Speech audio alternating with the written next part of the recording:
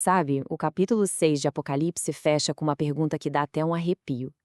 E aí o capítulo 7 chega para dar a resposta. E olha, é uma resposta que redefine o que a gente pensa sobre resistir até o fim. Para a gente sacar a importância do capítulo 7, a gente precisa voltar um pouquinho e sentir o clima do final do capítulo 6. A cena ali é de pânico geral, sabe? É um clímax cósmico que leva a humanidade inteira a fazer uma única e desesperada pergunta. E a pergunta é exatamente essa.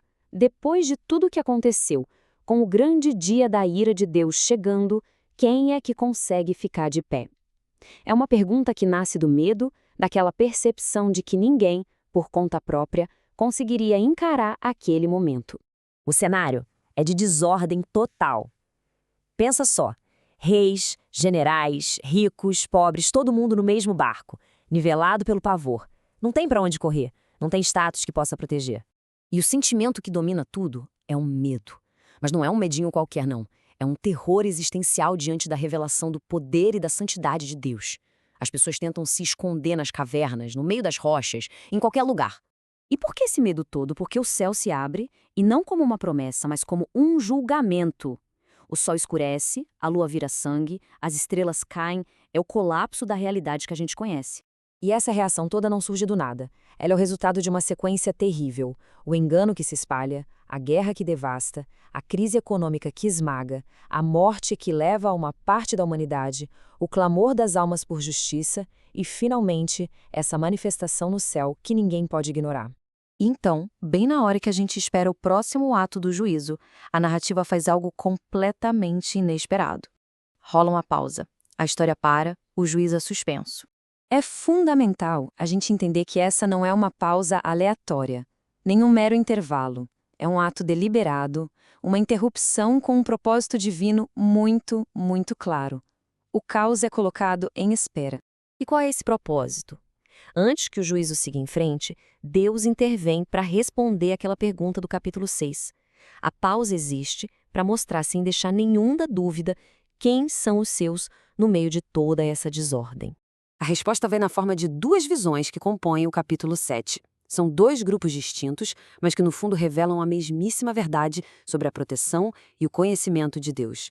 O ponto crucial aqui é o seguinte: Apocalipse 7 não fala sobre escapar dos problemas, fala sobre ser separado dentro deles. A ideia não é fugir do que está acontecendo, mas sim permanecer fiel mesmo no meio do caos, porque se foi marcado por Deus. Então, o capítulo se estrutura em torno desses dois grupos. Primeiro, vem a visão dos selados, o número específico das tribos de Israel, e logo depois a visão de uma grande multidão, que é impossível de contar. Ambos ilustram a mesma verdade: Deus conhece e protege quem é dele. A primeira cena é muito poderosa.